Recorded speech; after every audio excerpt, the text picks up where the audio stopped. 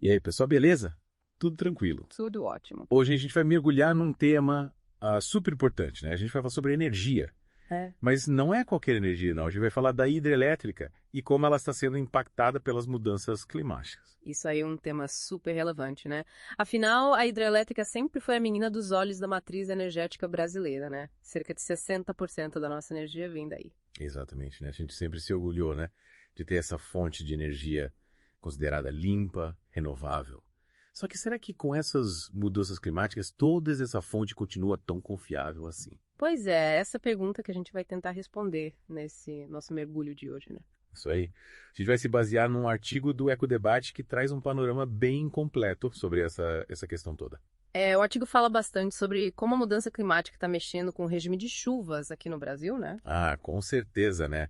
A gente já viu isso na prática, né? Chuvas irregulares, imprevisíveis, às vezes até mais intensas. É verdade. Em 2021, né, a gente teve aquela crise hídrica braba, né, reservatórios quase secos, ruído de apagão. Foi um sufoco.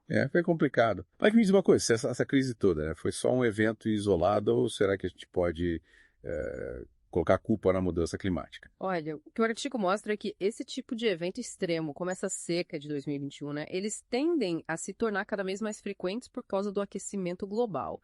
E não é só a falta de chuva, o problema também é a imprevisibilidade. As chuvas estão caindo fora de época, que bagunça, né? O planejamento, principalmente do setor energético. Fica difícil, né, prever, se programar. É como se as regras do jogo mudassem no meio do caminho, né? Totalmente. E aí, o que acontece quando falta água para gerar energia? Bom, o que acontece na prática é que o governo acaba acionando as usinas termoelétricas, né? Que usam combustíveis fósseis, que são mais caros, e o pior, né? Muito mais poluentes. A gente acaba trocando 6 por meia dúzia, né? Uma fonte que era para ser limpa por outra que contribui para a mudança climática. É um ciclo vicioso. E essa crise hídrica, né? Ela não impacta só a geração de energia, né? Tem um impacto social muito grande também, né?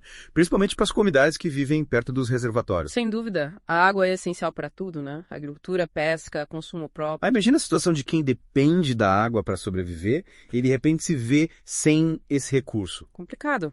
E o artigo, ele destaca como a população mais vulnerável acaba sofrendo mais com as consequências da crise. Exato. É uma questão de justiça social também, né? Sim, sim. E aí a gente começa a se perguntar, né?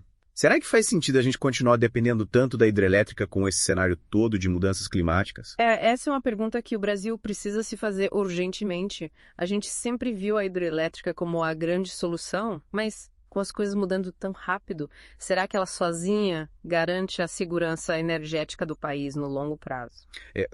Parece que a gente precisa repensar essa dependência toda, né? Buscar novas alternativas, diversificar a matriz energética. Com certeza. Diversificar é a palavra-chave. E aí, o que mais esse artigo do Ecodebate traz pra gente? Que soluções ele propõe? Tem bastante coisa interessante, na verdade. Quer saber? A gente continua essa conversa depois do intervalo. Combinado. A gente já volta. Voltamos. E aí, animado para continuar nosso mergulho. Aham, com certeza. Antes do intervalo, a gente está falando sobre as soluções que o artigo do Ecodebate propõe, né? Para lidar com essa crise toda na hidrelétrica. E aí, o que mais te chamou a atenção? Tem uma solução bem interessante que é investir pesado em tecnologias de previsão climática.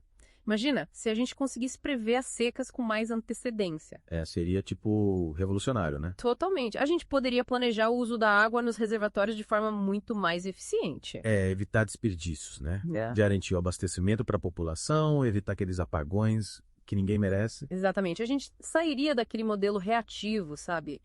De correr atrás do prejuízo quando a crise já está instalada. A gente passaria para um modelo proativo, se antecipar os problemas. A gente é bom em apagar incêndio, né?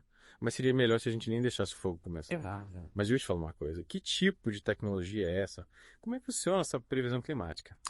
São modelos computacionais bem sofisticados que usam dados de satélites, estações meteorológicas, um monte de coisa para simular o comportamento da atmosfera e prever como o clima vai ser no futuro. Sei.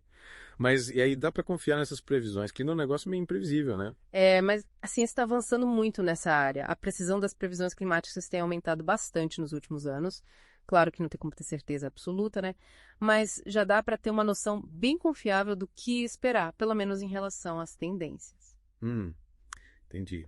E como essa tecnologia poderia ser usada aqui no Brasil, especificamente para gerenciar a água e a energia. Olha, pensa só.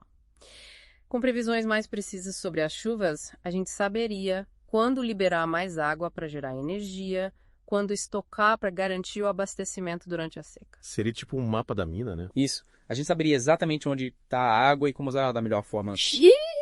Mas além da previsão climática, o que mais o artigo sugere para diversificar nossa matriz energética? Bom, o artigo bate bastante na tecla da diversificação, né? Sair daquela dependência da hidrelétrica e investir em outras fontes renováveis como solar, eólica, biomassa. Faz sentido. Mas por que a gente ainda investe tão pouco nessas outras fontes? O Brasil tem potencial de sobra para energia solar e eólica? Verdade, a gente tem sol o ano todo, vento na costa e biomassa da agricultura. O problema é que a gente esbarra em algumas dificuldades, né? Falta de investimento, tem a burocracia e a gente precisa desenvolver tecnologias mais eficientes. A gente tem os ingredientes, mas falta a panela, o fogão. E o chefe? Não. E aí, como a gente muda isso? Quem é que precisa botar a mão na massa? Olha, a responsabilidade é de todo mundo, né? O governo precisa criar políticas públicas para incentivar a geração de energia a partir dessas fontes. Facilitar o acesso ao crédito, diminuir a burocracia, investir em pesquisa. Mas não adianta só o governo fazer a parte dele, né? A gente também tem que se mexer. Com certeza. A gente precisa ir além do discurso e partir para ação. E como a gente pode fazer isso na prática? Além de reclamar nas redes sociais, né? Tem várias coisas que a gente pode fazer no dia a dia. Usar a energia de forma mais consciente, reduzir o consumo, escolher eletrodomésticos mais Tem que eficientes. cobrar dos nossos políticos, né? Claro. A gente tem que exigir que eles invistam em energias renováveis que criem políticas públicas para combater a crise climática. É isso aí. Mudança começa por cada um de nós, né? Exatamente. Se cada um fizer a sua parte, a gente consegue construir um futuro mais sustentável, com energia limpa para todo mundo. E por falar em fazer a nossa parte. Você que está ouvindo a gente. Que tal dar uma olhada nesse artigo do Ecodebate? O link está aqui na descrição do episódio.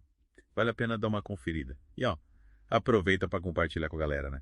Amigos, família, quanto mais gente por dentro do assunto, melhor. Com certeza. É importante a gente espalhar essa mensagem, né? Provocar essa reflexão e, quem sabe, inspirar mais gente a agir. Porque a mudança que a gente precisa não acontece sozinha. É verdade, a gente precisa se unir, né? Para buscar soluções, para cobrar, para agir. E falando em agir, fica a pergunta para você que está acompanhando a gente, né? Qual o seu papel nessa história toda? O que você pode fazer no seu dia a dia para contribuir para um futuro com energia limpa e acessível para todo mundo? Essa é uma pergunta que não tem resposta pronta, né? Cada um tem que encontrar o seu jeito de contribuir, né? Isso. Mas o importante é não ficar parado, né? A gente precisa se mexer. A crise climática é um desafio enorme, né? A gente sabe. Mas, ao mesmo tempo, ela também é uma oportunidade, né? Para a gente repensar as coisas, sabe? Nosso modelo de desenvolvimento, a nossa relação com a natureza. Quem sabe a gente consiga construir um futuro mais justo, mais sustentável para todo mundo, né? Isso aí. E essa jornada, ela começa com a gente se informando, né? Se questionando, buscando soluções novas, criativas. A gente precisa se conectar com a causa, né? Sentir que faz parte da solução e agir com urgência, né? Porque o futuro do planeta, o nosso futuro, depende das nossas escolhas. E a hora de agir é agora. É isso aí. Esperamos que esse mergulho tenha te inspirado a pensar sobre o seu papel nessa história toda, né?